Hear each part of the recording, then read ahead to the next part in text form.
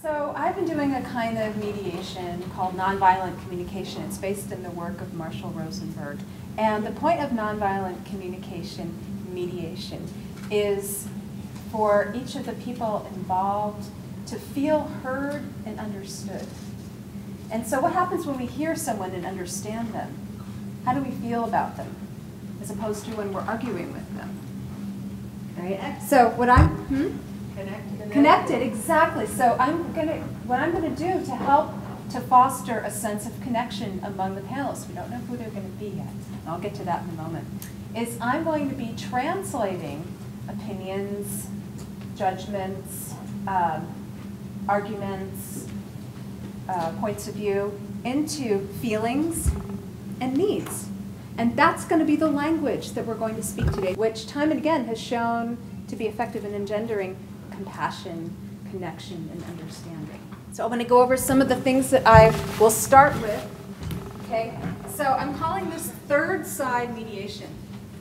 Because what happens sometimes is when two people or two sides or more, but we'll start with two for now, of a debate or issue polarize, that the argument takes on a life that is greater than even the best interest of the people involved. Otherwise, why would we have war? So in other words, people adopt strategies to meet their needs that don't meet their needs. And I would say that many kinds of argument and debate fall into this category. So what's the role of the third side when you have a polarity like this? Well, the third side can be as much as somebody standing up and bearing witness. Just yesterday morning, I walked out of Nordstrom's where my personal shopper helped me pick these pants.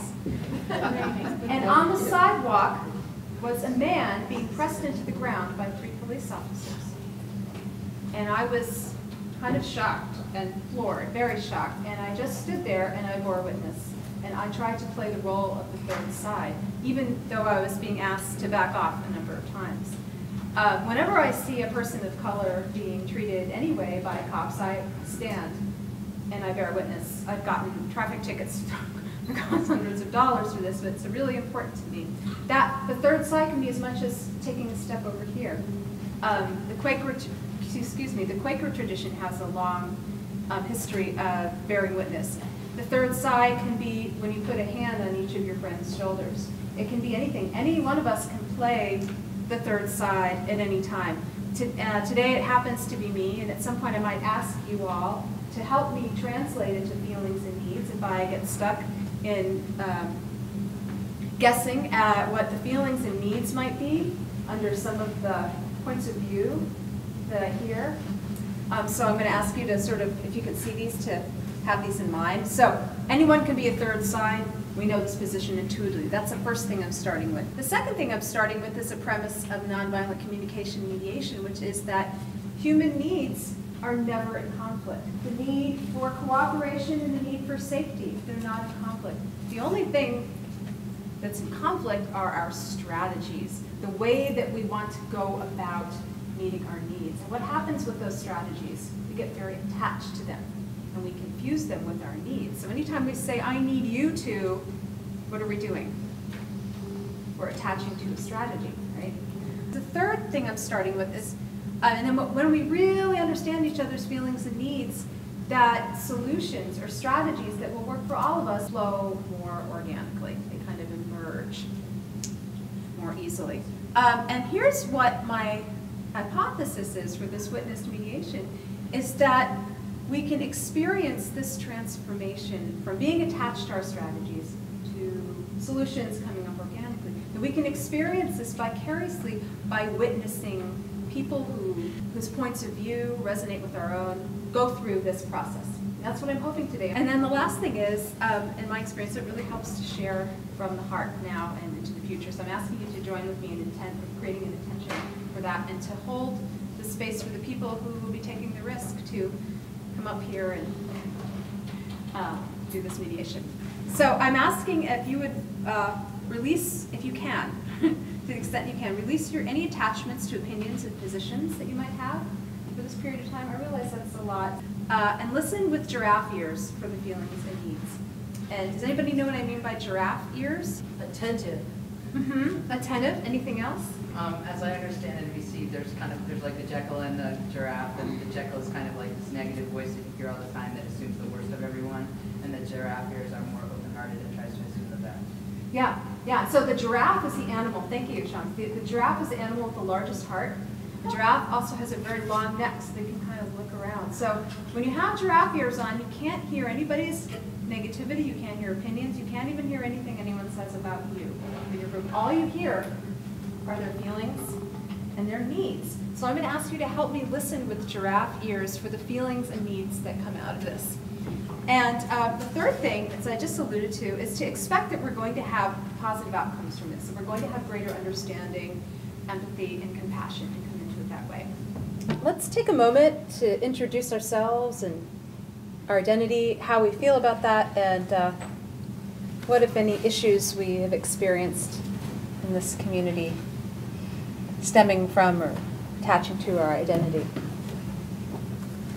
Would you like to start? Sure. I think one of the main things for me is since I've transitioned and I pass very well, I'm not seen by my community sometimes, often, out in public or even in queer spaces. People don't know why I'm there, or I'm assumed to be something else, which is fine, but not true, and that's been really challenging for me because I don't feel, the fact that I now pass as male doesn't change all of my years of socialization as female and within the queer community, and I still very much feel at home here, and I play music, and I'm often playing in gay bars, and I never had to come out before, and now I do, and it's awkward.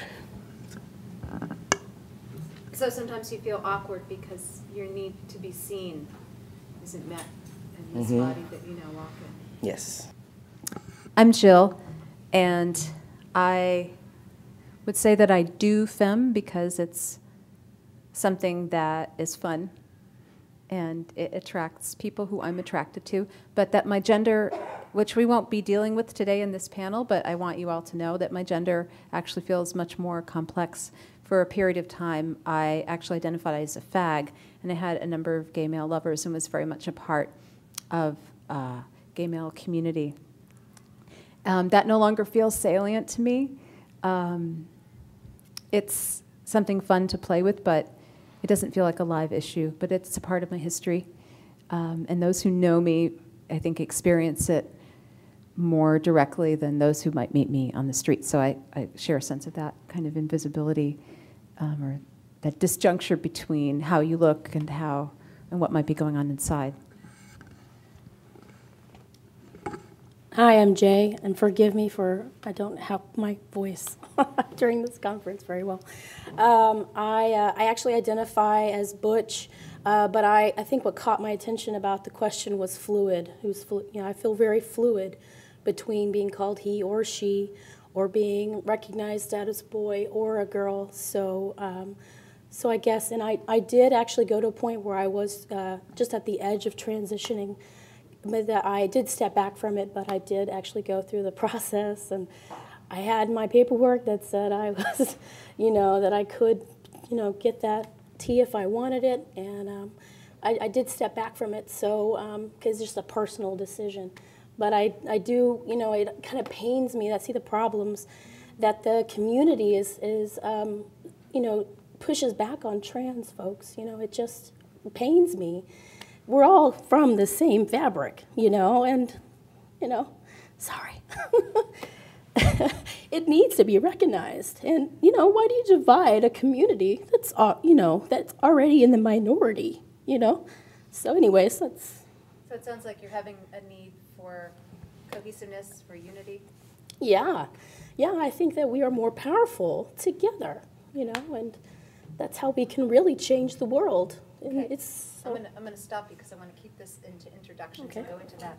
Hey, I'm Chris. Identify as Butch, although it's funny, I was trying to figure things out more by coming here, and now that I've been exposed to more, I'm not sure that I know what any of the labels mean anymore. So, that's where I am right now, and okay, thanks.